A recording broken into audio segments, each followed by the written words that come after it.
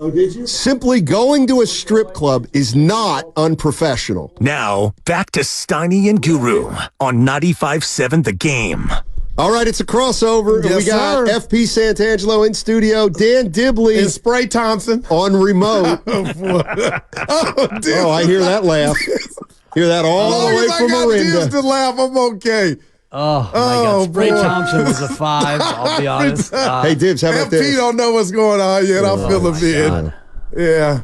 How's everybody doing out there in Radio Land? Dibs? Yeah, I'm doing great. Wish I was in there with you guys, but, when you get a toddler who's down with a little sickness, then, daddy's got to gut it out. And this is breaking news, maybe for those of you who haven't had a baby in a long time. Sick babies tend to be more fussy than healthy babies. Oh, my goodness. Yeah, that goes for adults, too. Yeah, good call. Good call. Hey, we can get into the Warriors. Steve Kerr was on with the morning show today and seemed to indicate that, maybe Jonathan Kuminga is going to start this thing by coming off the bench tonight. Just big deal, or as Guru would say, nothing to see here, FP? I don't know. Nothing to see here. It should be that, right? Yeah. Because it's about the team. He's got to work himself back in. I think when Wiggins missed for personal reasons, that's one thing. But when you miss for an injury, then you do have to kind of ramp back up. Okay, what about, all right, there's a difference. It's not because he's in shape. Like it's not like you're going to get out of shape this late in the season. But I think the injury might have something to do with it. I feel like they found something. And when Wiggins went out, TJD wasn't put at the 5. Now they got that big man to help take stress off of Draymond. And they're looking at, okay, Wiggs or Kuminga. So it's kind of different. And we were putting it right on the table, Dibs and FP. Even if Kuminga, the bright young superstar, is mad, they're at the end. They're getting ready for a playing game. You can't go. You got to it's about the team. Even if you're upset, why am I not starting? Just one game, though, right? Well, we'll see. Or is this how it's going to be because they can't play together, those two? That's a lot to that. Yeah, that's going to be the interesting thing to watch. It's interesting you said injury versus, but I guess you're right. If he's had tendinitis, he's got when Wiggins came back, I guess he just goes to practice and they're like he looks okay. And when Kuminga comes back, you have to say he's got to perform certain things before we can even get him. But Kerr cited their record while he's been gone. He said we've been winning. Yes, he said we've been winning. So that right. Yeah, I mean, they've been winning in part because they've been playing against poor teams, but also because Andrew's been playing better. So for me, it becomes less about the future of Kuminga and Wiggins playing together, and it's more about how do you get these guys to both play as well as they can right now. And it's a little bit of a catch-22 because Andrew, since Jonathan's been out, has been playing great, and we know that when Kuminga's come off the bench, he hasn't been as effective as when he has started. So for me, it comes down to what's the lesser of the two evils. If Kuminga going back to the bench makes him sulky and makes him less effective, well, you get the benefit of Wiggins as a starter, and he's been doing great. But maybe you start Kuminga knowing that Wiggins is more experienced and Wiggins might be able to take the demotion a little bit better, quote unquote. But then again, if Wiggins is less engaged, we know that Wiggins is less of a player. So to me, it's almost a coin flip as to which one's going to be less damaging. Wow. Yeah, Houston Rockets tonight, game time 5:30. That means pregame is at 4:30, Warriors Live. Who's got pregame today? That's FP and myself. I think Dibs has got it. You're staring at him. All right. Oh, and by the way, Dibs is gonna... and by the way, not to, I hope Dibs doesn't feel left out here, but hey, do you mind? Guru and I may take a rain check on the battle. Oh yeah. Yeah. You guys are always welcome. I want to dress up as long as I want to put some really nice clothes on. As long as you don't wear flip flops, we're good. Well, it was raining this morning, and I thought, it's not a great day to go ahead and do that. We'll plan it better. We'll make sure. We'll look at the 5-day forecast next time before we figure it out. I think the rain. Well, you guys had plans today? Yeah, we're gonna go. We're gonna have some cocktails tonight. Tentative. Yeah, all the Shout healthy, out Tom Cruise. all the healthy people. We're gonna go have cocktails.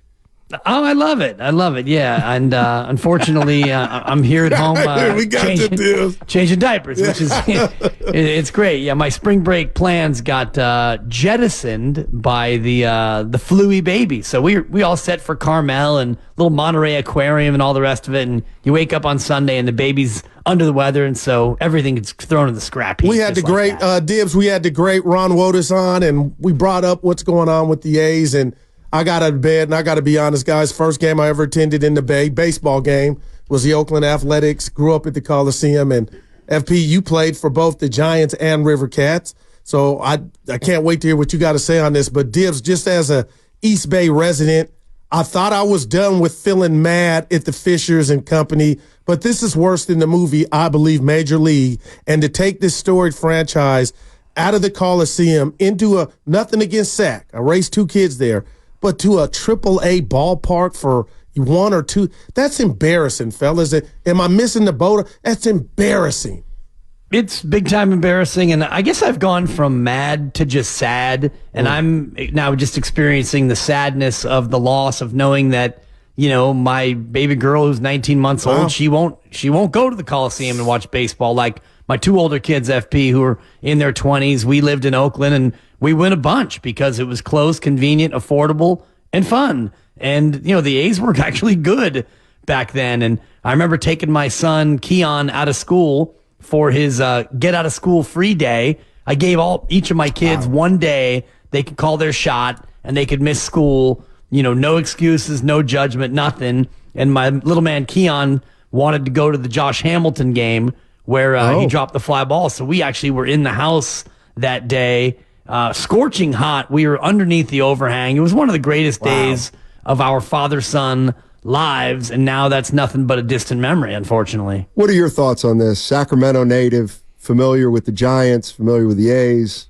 played Northern for the Cats. California. Yeah, man, I'm super conflicted. I'm all over the place. I've done a bunch of interviews today about it because, you know, having grown up in Sacramento, I love it. No, you get the group ready because I'm about to drop 800 of them, and I really don't care. Having grown up in Sacramento and knowing how people were wondering if the Kings would fly there. Like, how would that work? And now they're thriving. And knowing that that's a baseball town #1, there's a certain part of me that's super excited for people of Sacramento to see major leaguers come through there. On the other hand, playing for the A's in 2001 and seeing that fan base and how 15,000 people at the Coliseum could sound like 40,000 people. Wow. And how passionate they were about us. In the great history of an organization that won 4 World Series. Man. This isn't like the Expos moving from Montreal, even though that sucked. This is a team that won 4 World Series. It's a storied franchise with some of the greatest players to ever walk the face of the earth to wear the white cleats. And then on the other side of it, so this is why I'm all over the map. I have friends that work for the A's. They all got text messages today saying that on November 1st. Oh man. Yeah, that's it. Oh man. And so, on a case by case basis, when you know your unemployment kicks in and whatever you call it, after you're fired thing. And so, I have friends that are potentially losing their jobs that work at the Coliseum that work for the A's. I have friends in Sacramento that are excited about the team coming. As a former player for the A's, it's really sad for me to see what it has. A proud franchise, and just as a baseball guy, this is bad for Major League Baseball. Period. To have an owner that's going to go. There was a $35 million difference 3 years at the Coliseum between the A's and the Coliseum. $35 million. So that's $10 million a year, basically. That's like a relief pitcher. And so for a relief pitcher, they decided to move out of Oakland, go to Sacramento, and now the team's going to be in Sacramento.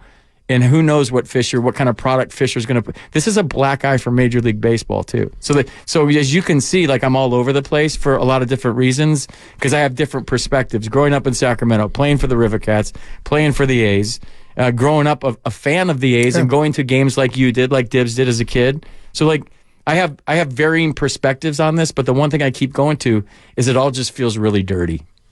Great words, Let me ask you this, and wow. it's a little and could Sacramento have a Major League Baseball team? Oh, yeah. Like, no doubt about it. They'd have 25,000, 30,000 a night. Yeah, absolutely. Well, why wouldn't...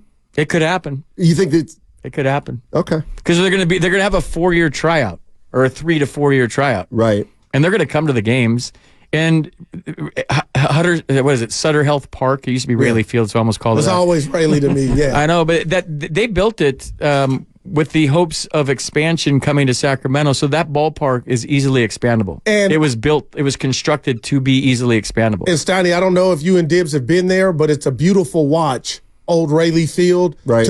But it was a beautiful watch through the prism of AAA baseball. And Sacramento's been good to me. I live there. I'm telling you, FP, I don't like that the MLB product is coming to Sacramento with not their own cathedral, if that makes any sense. I hate that I don't want to say ghetto, but you're using a AAA team. Yeah, you'll get the people to come, but I want Sacramento to get its baseball team with a building that, was built for Major League Baseball, and I hate that part of it. Maybe it comes right there on that piece of property. I don't know, but the thing I left out, you guys, is like as players, and Steiny and I were talking about this before I came on, as players, we work our whole lives to play in a major league ballpark. Oh, man. I mean, that's the third deck, and you're playing in a big league ballpark, and you saw Dodger Stadium with the fifth deck last night, and you walk in, and it's like Wrigley Field or Fenway Park or Yankee Stadium. Wow. Can you imagine? And I'm stealing this from Steiny. He said it right before we got on the air, and I never thought of this. Like, I'm making my major league debut in Sacramento at a minor league park. Oh, man. Like, that's just not what you work for your whole life. I almost think, and I don't know how Dibs feels about this, and I get it, nobody really feels sorry for major leaguers, but I would rather make my major league debut in front of 15,000 at what seems like a packed house in Sacramento, then walk into the Coliseum in front of 5,000 in an empty, like, I was thinking about all your life you work to make the bigs, Dibs. You get there, and that's what it is in Oakland right now. That's got to stink. No, it stinks, and I think you're right as far as what I would prefer. I'd rather go to a absolutely sold-out Sutter Health Park in Sacramento. And even though it's a AAA park, at least you'd be in front of a full house. And I've been having a lot of people going back and forth on Twitter about who to blame for all this. And all the people who want to put blame on the city of Oakland are people who have never lived in the city of Oakland. Because having been a 20-plus year resident of Oakland, I understand the priorities of people who live in Oakland, and propping up John Fisher and his billionaire pockets was not among the priorities. And the city actually did a lot, FP, as you know, to, raise money for the improvement of Howard Terminal. And then Fisher just pulled the okie doke and decides he doesn't want to go there after all. The whole thing was being sold as a bill of goods. To me, he's one of the more weaselly human beings. Forget sports, just people in general. So I've tried to put aside the anger. For me, the anger is over. Yeah. Now I'm just kind of sitting in sadness, and sad for all the A's fans in the Bay Area who have spent their life. And Stephen Douglas is a guy who I know through living in Oakland. He's been an Oakland A's fan for 53 years, and he has officially renounced his fandom. And so many fans now are saying that's it. And to me, that's just sad when you stop being a fan of a team for this reason. You're listening to 95.7 The Game, KGMZ, FM, and HD1 San Francisco. Always live on the free Odyssey app, Twitch and YouTube, powered by First NorCal Credit Union. Why'd the Expos end up leaving? Was it lack of support for the most part? Montreal? Ownership, Jeffrey Loria. I think he wanted out. And then they played in Puerto Rico for a year. That's like half right. in Puerto Rico, half in Montreal. Yeah, that's right. And then Gary Carter. They became the Washington Nationals. So he could make more money in Washington, essentially. Or sell the team for more. Okay. And that's what happened. Can I switch the subject and tell you, Dibs and Steiny, I guess a mini guru gripe, but I saw baseball get just hit to smithereens last night by one Jorge Soler, and the tail of the tape said 473. That ball had to be Dibs 565. I am so sick of telling the tape. Put another battery in there. Something ain't working. That was not 473. I say that was mesmerized. That man crushed that ball. Yeah, and it's 2 straight games where he did what we all have been waiting for him to do, and so that is a level of excitement that we haven't had around Giants baseball in, I don't even know, FP, maybe going back to Barry Bonds. It seems like even the big home runs that the Giants would hit were not big like that. The only thing missing, Goo, I was hoping that he was going to pimp that baby just a little bit, but maybe that's just not his style. But as far as getting swept goes, that was a pretty gutsy sweep that they faced in L.A.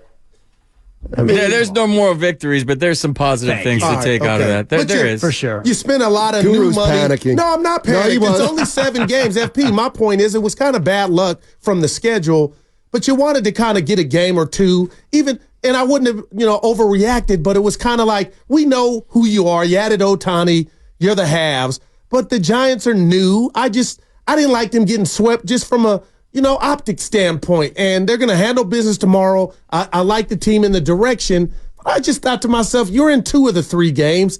I just hated they got swept. That's all. No panic. I was with Kipe. Conforto tricked me on that. Kipe tricked us. Wait, he really put it in. I thought he went deep too, though. I thought it was out. And Kipe never misses them. It didn't get to the warning track, Dibs, on that one. Anyway, we love you, I thought it was a tie game. I did. When he made contact, my first thought was tie game. But when I said heard it out voice, loud. He Tie hit the game. team. I said he got it. I mean, we had Ron Wotus on at 1 o'clock. He's a special consultant to the Giants right now, as you guys know. I mean, the one thing, that doesn't... Yeah.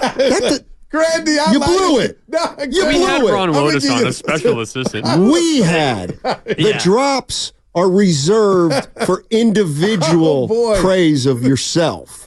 First of all, the drop was originated It is the by greatest drop. yours truly. Was it really? I was doing a show with... I love the drop. Thank you. With who, That Dibs? was so good, Grandy. The man's name is Alan Roxy Bernstein. I don't know if you've heard of him, but Our guy. Roxy has a tendency to name drop because he knows absolutely everybody. So Roxy was going through one of his segments, and he's just, dropping names all over the place. And so I started hitting him with the whoop. And so the drop was born. And what has happened, it used to be just when you drop a name, you got the drop. And now we have corrupted it to a point that it's unrecognizable. Yeah. But I'm in favor of it because anytime you want to whoop somebody, it brings a smile to everyone's face. Do you Anyways, think can you overuse it, though? No? I don't lose think so. It doesn't if they're lose legit, it? you can keep Beyonce. Yeah, you can keep dropping them. L.A. Hey. Anyway, Steiny, you and your buddy Ron Wotus were having a chat. Yes. Whoop, whoop. Yes, and he brought up something that to me makes a lot of sense. What's the strength of the team? Starting pitching. Kind of what's the last thing to come around in baseball at this time? Starting pitching. Snell hasn't pitched yet, so guys aren't going as deep as they're going to go in a month or two. So, there's no red flags out there at this point, I would say. I'm not panicking after 7 games. Right. But And you got Cobb and Robbie Ray coming back when they come back. I know Cobb will be back sooner. You can't win a pennant in April, but you can lose it. They can get late early. That's how I heard you that. can lose it. I've always been fascinated by this. When you're a member of a major league baseball team or a pro team, and you're going into a season, you always, you kind of have a sense for how you're going to be, I would think. Yeah. Especially when you get to the bigs, you're more realistic about it. When you're younger, you think you're going to be good all the time. Were you ever dead wrong about a team you were on? We're going to be pretty good, and you weren't, or, this could be a long year, and it worked. Or are your feelings about the team, do they mostly play out over the course of 162? I mean, there was teams in Montreal you knew just didn't have a chance because the Braves were in your division. And this was before the wild card, so you knew you didn't have a shot. I would say when I got called up to the A's, we were 500 right around the All-Star break, and we ended 102-60. Wow, man. So that came out of nowhere where we just won. We won every single night. Day games sold out. We just won every single night. So I don't know, whatever the All-Star break is, it's not the actual halfway point, but that team was right 1 or 2 games below 500, at 500, above. And then we just won like 9 out of 10, 10 out of 11, 8 out of 9, 6 out of 7. Yeah. It was crazy. Will you be at the Yard tomorrow? To answer your question, I didn't see that coming. Right. But you knew there was Giambi and Tejada and Chavez and oh my gosh, I'm dropping all these names. Yeah, Jai and Damon. Well, you got the movie. Yeah. Will you at the Yard tomorrow? Moneyball screwed all this up. I feel like let's blame Brad Pitt for the A's movie. You got a movie and it didn't culminate in a chip though. I'm blaming Brad Pitt for today. Yeah, good movie though, and man, it's a terrible run. movie. It's the worst. If I can just take 30 seconds, and I know what's bugging me, brought to you by Atco, is tomorrow. But FP, if I can just spend 20 seconds to talk about how much I hate the Major League Baseball balanced schedule. The Giants and Dodgers play the second series coming out of the All-Star break, and then they don't play again. I'm with you. July 25th is the final game between the Giants and Dodgers. So you'll get all of August and all of September with no Giant Dodger game. Rob Manfred, you're an idiot for a number of different reasons. That's embarrassing. Add this to your list. Your balanced schedule stinks. Wow. I did not know that, Steiny. I don't know if you did, FP. That is, what are you doing? So how many times do you play a division opponent now? 12. Okay, because I remember, wasn't it 5 years ago they played the Dodgers 18 or 19 times? 19 times. 19 times. Yeah. I'm not mad at that. Yeah, I'm but with not you. to have those two have a showdown, maybe if they're coming down for the division, that is just a L. Well, it may work in the Giants' favor. Oh, well. It might, you get games like Twins, Giants next in September. Like, who wants to see that? Yeah, no doubt about it. I don't know. Of your final 4 opponents this year are Baltimore, Kansas City, Arizona, and St. Louis. Wow. You know what, Dibs? To a lesser degree, the NBA kind of does that too. The Lakers right now are playing like Washington. Yeah, and it is weird. Maybe, but they play the Warriors. But I get what you're saying. Dibs, I missed you. Let me just get this Steph Curry takeoff to you and FP. So, Steiny, you know I'm wearing Curry underwear. I know there's been slippage since the All-Star break, but when you look at his shooting numbers, are you concerned? Where do you put that at as to what you're seeing from the chef? Nothing to see here, end of the year, tired, or what does Dan Dibley think of his metrics since the All-Star break? I'm not trying to go all salute to service on you, but it's fatigue. It fatigues, Guru. That's what they wear in the Army. No, I give you 3. Yeah.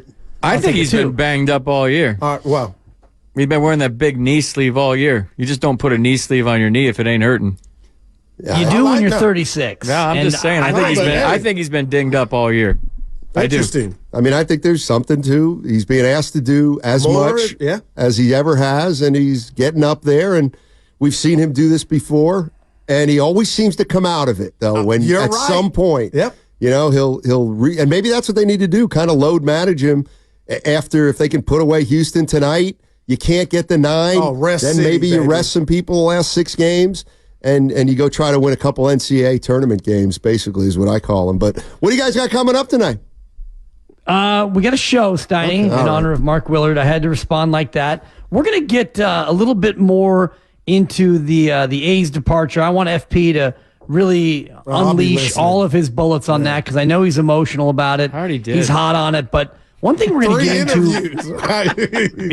He's got lots to say. One thing we're going to get into right off the top is the Kuminga-Wiggins conundrum, because I do think there's a lot of meat on that bone as far as who you start, who comes off the bench, can they play together? But guys, we're going to get everybody ramped up for the biggest game of the year, part 9, tonight against the Houston Rockets. Right on, Dibs. All right, gents. All right, gents. There don't forget People Warriors. said your voice gets louder when Willard's not here. I thought that was funny. Well, it's because Dibs is not in the studio, so I got to yell so he can hear me. All right, and that's all happening on 95.7